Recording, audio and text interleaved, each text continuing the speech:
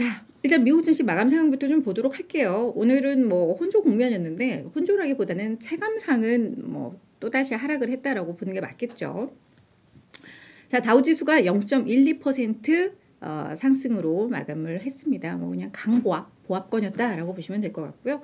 반면에 S&P 500 지수가 0.7%나 하락을 했고 나스닥 지수는 1.1% 급락을 했습니다. 또다시 필라델피아 반도체 지수가 2% 넘게 하락을 했거든요. 그러니까 반도체주들, 기술주들의 이쪽 진영에 좀 분위기가 좋지는 않다라고 보시면 될 것 같은데요.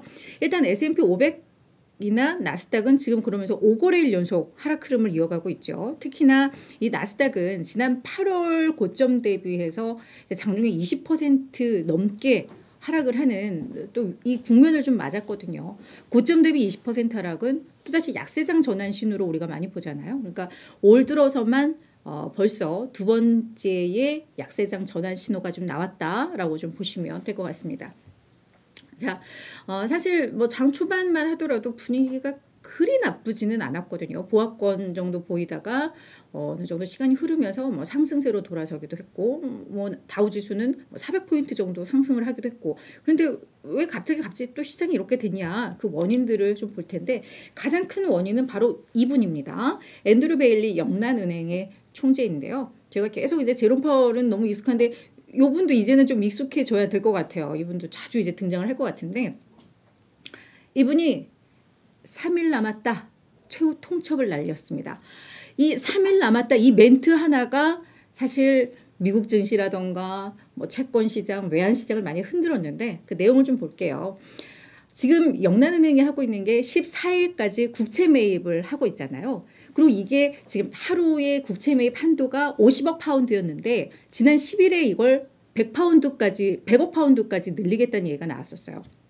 그러니까 그 부분에 대해서는 영란은행이 그래도 어떤 시장 안정을 위해서 뭔가 계속해서 적극적인 시장 개입을 하는구나 라고 해석을 좀 했었잖아요.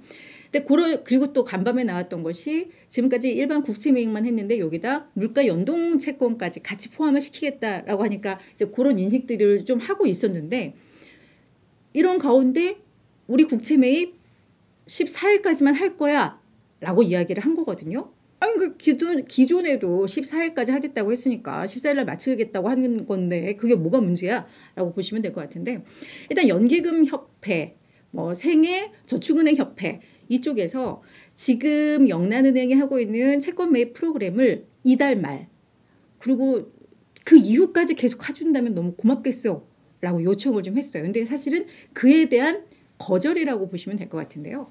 이 연기금협회가 왜 그러냐 사실 지금 연기금의 좀 유동성 위기 얘기가 많이 나왔었잖아요. 영국 쪽에서. 그 이유가 뭐냐면 연기금에서도 그런 기금을 가지고 운영을 할 거예요. 뭐 들여져 있는 기금을 담보로 해서 뭐 투자를 하고 레버리지를 일으키고 뭐 이렇게 할 텐데 지금 금리가 계속해서 치솟고 있잖아요. 그렇게 되면 채권 가격은 하락을 합니다. 그러면 이걸 담보로 해서 뭔가 또 다른 투자를 하고 있는데 이 채권 가치가 떨어지면 이게 마진콜이라고 하잖아요. 그러니까 담보 가치가 떨어지니까 추가적인 담보를 제공을 해야 되는.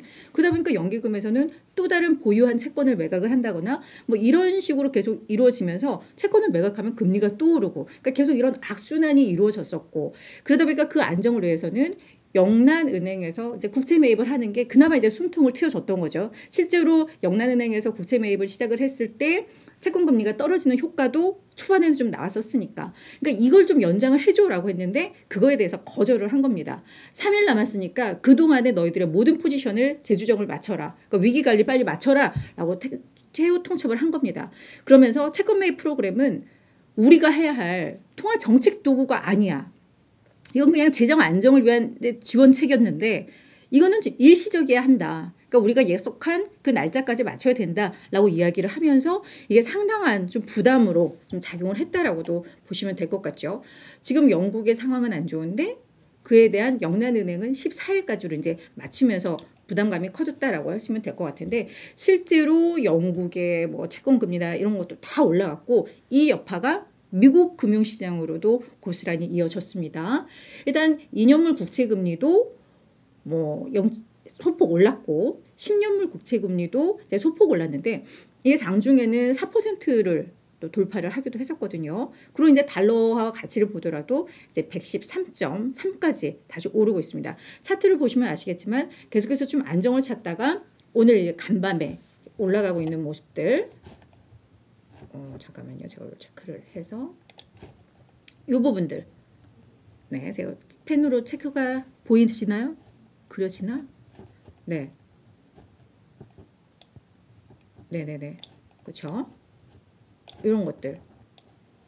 이게 그 영란은행의 발언이 나오면서 갑자기 급격하게 된 건데 이렇게 되면서 증시도 사실 많이 좀 밀렸었거든요. 그래서 요 흐름들이 증시 금융시장에는 큰 악재로 작용했다. 첫 번째 이유 설명을 드렸고요. 자, 두 번째는 IMF입니다. IMF에서도 아직 최악은 오지 않았어 라는 멘트를 하면서 이 부분도 상당한 좀 부담으로 작용을 했는데요.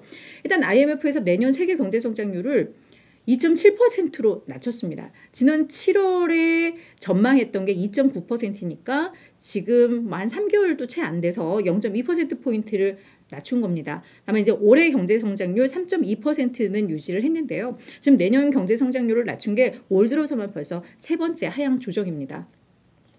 그러면서 이제 IMF에서 뭐라고 했냐면 글로벌 금융위기라던가 이 코로나 팬데믹을 제외한다면 이 전망치는 2001년 이후 최저치다라고 좀 설명을 했습니다. 그래서 또 뭐가 문제냐? 미국이라던가 유럽연합, 중국, 그러니까 세계 경제에서 정말 3대 강국이라고 할 수 있는 이쪽의 경제 규모는 계속해서 좀 둔화가 될 것이다라고 이야기를 했고요. 내년에 경기 침체를 많은 사람들이 체감하게 될 것이야. 그래서 매우 고통스러울 거야 라고 이야기를 했습니다. 그러니까 올해는 지금 이런 우려지만 실제로 내년에는 그게 체감이 될 수 있다라는 건데요. 특히 이렇게 만드는 그 3대 요인으로 러시아의 우크라이나 침공, 이 전쟁에 따른 지정학적 리스크도 있겠지만 이게 결국은 지금 에너지 위기로 이어지고 있다는 점에서 그걸 되게 우려스러운 요인으로 꼽았고요. 또 하나는 인플레이션, 계속해서 높아지고 있는 부분. 그리고 중국의 경제 침체인데 얘네가 계속해서 코로나 제로 정책을 고수하면서 뭐만 좀 터졌다면 계속 이제 도시 봉쇄, 뭐 이런 봉쇄하는 것들, 이런 것들이 많이 이제 문제가 되고 있다. 이게 가장 시장을 불안하게 하는 요소들이다라고 좀 지적을 했습니다. 그래서 앞서서 이제 또 인플레이션도 그 요소 중 하나인데 일단 올해에는 글로벌 인플레이션이 8.8%로 어느 정도 정점을 찍고 내년에는 이게 6.5, 그리고 그 후년에는 이제 4.1로 낮아질 것이다라고 인플레이션 좀 전망을 했습니다. 그러니까 지금 뭐 연준이 긴축하고 이런 거에 대한 그 근본적인 것은 결국 그렇게 돼서 경기 침체가 오면 어떡해라는 건데 IMF에서 내년에 좀 심각한 경기 침체가 올 거고 고통스러울 거야로 이어지다 보니까 사실 시장에서는 뭐 투자 심리가 많이 위축될 수밖에 없는 그런 상황이었겠죠. 네, 그래서 이제 증시의 급락 원인은 사실 그렇게 크게 두 가지, 영국발 그리고 IMF발이라고 보시면 될 것 같은데요. 여기에서 이제 저희가 이번 주에 되게 중요한 일정이 이제 CPI 발표잖아요. 9월 CPI 미국에. 근데 JP 모건에서 이 CPI에 따라서 이제 증시의 방향이 좀 달라질 수 있다라고 하면서 좀 시나리오별로 뭐 간단하게 좀 멘트를 했는데요. 일단 9월 CPI 지수가 너무 높게 나오면, 그러니까 예상을 웃돌 정도로 높게 나오던가 시장에서 충격을 받을 정도에 나온다면은 증시는 5%까지 하락을 할 수 있어 라고 이야기를 했고요. 예상 수준, 지금 CPI가 한 8.1에서 8.3% 정도로 예상치가 정해져 있는데요. 이 정도가 나와도 증시는 1.5에서 2% 정도 하락을 할 수 있어 라고 이야기를 했습니다. 왜냐하면 예상 수준 자체가 너무 높기 때문에 이렇게 나온다 하더라도 시장은 부담을 느낄 수 있다는 것으로 좀 해석을 해볼 수가 있겠죠. 다만 CPI가 8% 미만으로 나와, 그러니까 7.9만 나와도 시장은 2에서 3% 급반등을 할 수 있어 라고 시나리오를 좀 제시를 했는데요.